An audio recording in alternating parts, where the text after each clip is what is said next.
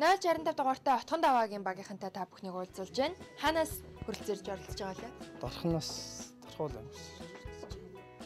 Нэг зургатаар нэвтрүүлгээр анх гарч яхад реклам гарч яхад харсалтай. Тэгээд энэ ороод үзсэндээ угаасаа миний сонирхол байсан. Тэгээд ямар ч гэсэн ороод үзнэ гэж бодож ирсэн. Тэгээд бас олон юм бодсон л доо. Тэгээд тэрнээсээ шалгаж 3-ыг авсан. Тэр 3 санаа анх яаж төрсөн бэ? Тэгэл зарим нар ер нь л ихэнх нь амьдрал дээр байдаг хэрэгцээний талаас л өөрийнхөө хэрэгцээнд ер нь юу хэрэгтэй тэрийгэ бодож л гаргасан л та. Тэнцэнэ гэдэгтээ хэр ихтэй? Итгэлтэй байна. Оо яах вэ? Итгэлтэй байна уу гэж үгс үг. Зүгээр итгэлтэй байна. Итгэлтэй байна. Чадна. 3 минутын хугацаанд санаа бүтээлээ танилцуулна шүү дээ, тий? Энэ тал дээр хэр бэлтгэл хийсэн бэ? Боломжтой юм.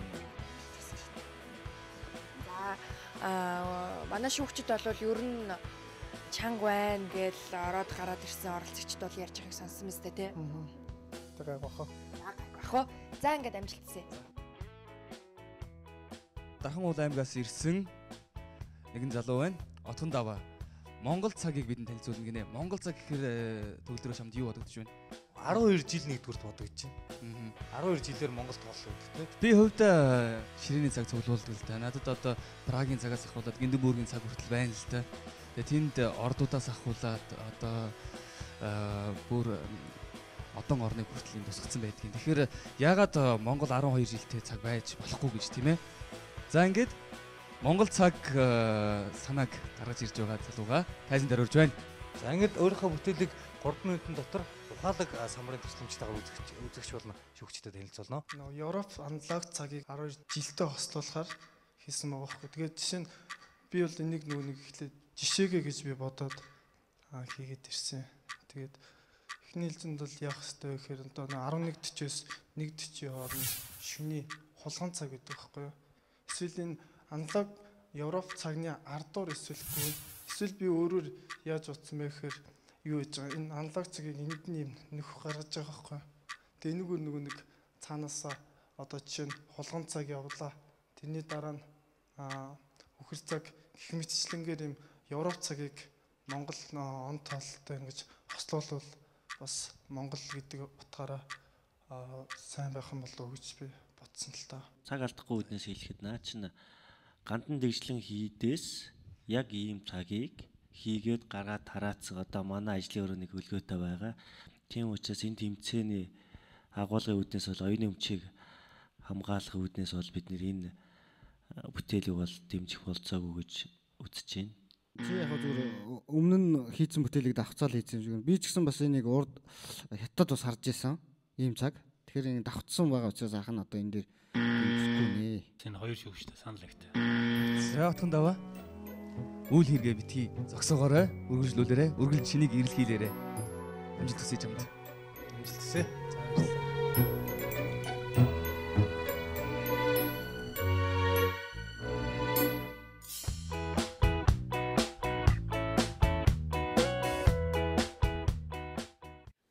Дугаартай Төмөн үлцгийг та бүхэнтэйгээ уулзуулж байна. Хаанаас хүрэлцээрж манай уралдаанд оролцож байгаа лээ? Улаанбаатар хотоос оролцож байгаа. Шинжлэх ухааны технологийн сургуулийн үйлдвэрлэлийн технологи цэцэний 2 дугаар курс ангид. Яагаад залуу зохион бүтээгч уралдаанд оролцохоор болсон бэ? Энэ тэмцээн надад их сонирхолтой санагдаж байгаа. Сонирхолтой болохоор л орё гэж бодсон.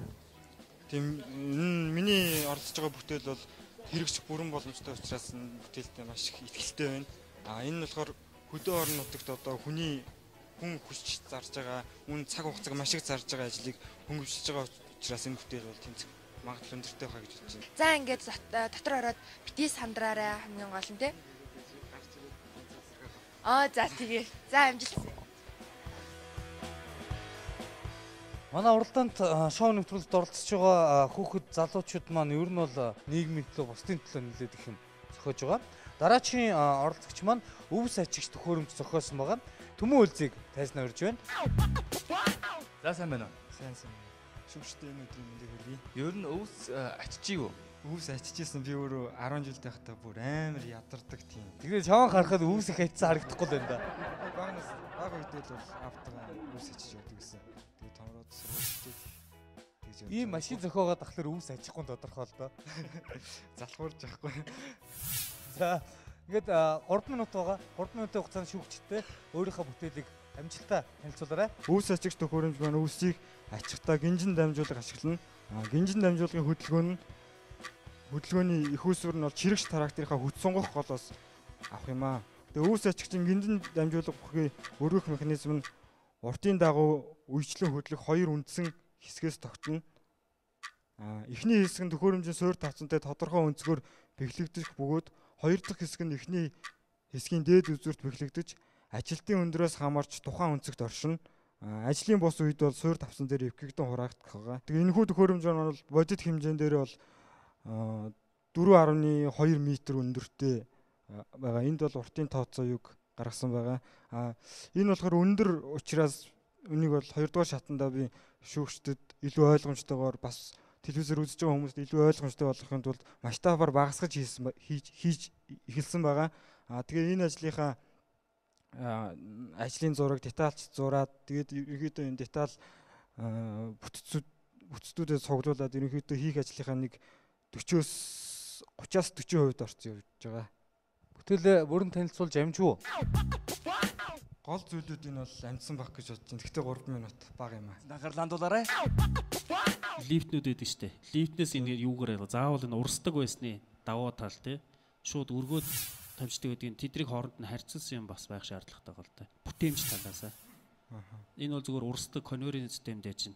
Тэгээ өөрөө эн чинь зогсчих юм биш үү? Тэр сая тулгуурыг гарч яхахны газар кран шиг тэгээд эхэлчихэж байгаа л тэгээд яг юм. Тэгэхээр энэ лүү чинь хүн зөөж ирж тавьчаад дээшээ зөвхөн лифтний конвейерийн лүүргэл гүйцэтгэх юм харагдаад байгаа шүү дээ. Тэгэхээр бүтээмж талаасаа хэрэглээ талаасаа миний бодлоор энэ жоохон анхаарах шаардлагатай хаа гэж бодож байна. Оросын хөдөө аж ахуйд яг ийм төрлийн машинууд бий юу судалж үзэхэд нэг ингээд дугуй ингээд дамар хэлбэртэй бодсон юг юунс трактораар ингээ өргөж нэг тавьдаг тийм өвс ачигч төхөөрөмж байт юм л. Фресэс юу болохоор сайн нэг болтохгүй л. Тэгэд хүмүүсээс асуухаар яг сонсч ирсэн гэдгээр тэр дамар төхөөрөмжл юм болов уу гэж бодсон. За шүүгчдийн дүгнэлтийг сонсъё. 1 тим, 2 тим, 3 тим чанд баяр хүргэе. За баяр хүргэе. Дараагийн удаад төхөөрөмж авчраарай. Дараагийн шатнд иргэд уулзцаая.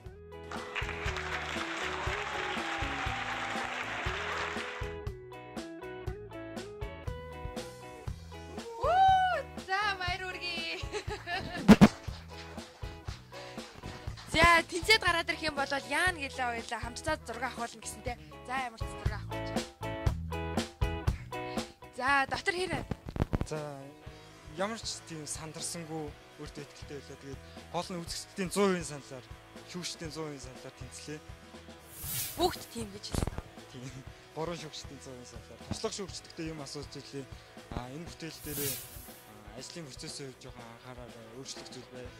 Бодож үзээрэй гэсэн. Энэ бүтээлээ би ерөнхийдөө ингээд бүр одоо масштаб багаар хийж байгаа ч гэсэн хэрэгжүүлэх тийм амар тийм хүсэл надад төрөөд байна. Миний бүтээлийг сонирхож ирсэн бол би ерөнхийдөө дараагийн шатндаа энэ бүтээлээ масштаблаад ерөнхийдөө ажлын процесс тэгээд гаднах төрх хэмжээг нь ерөнхийдөө харуулах зорилгоор хийчин тийм учраас дараагийн шатны шалгуултанд бол энэ бүтээлийн мань хараад дэмжих юм бол манай нэвтрүүлэгтэй холбогдорой гэж хэлэх. Хэлгээ ах. Сэргэлэн байна шүү.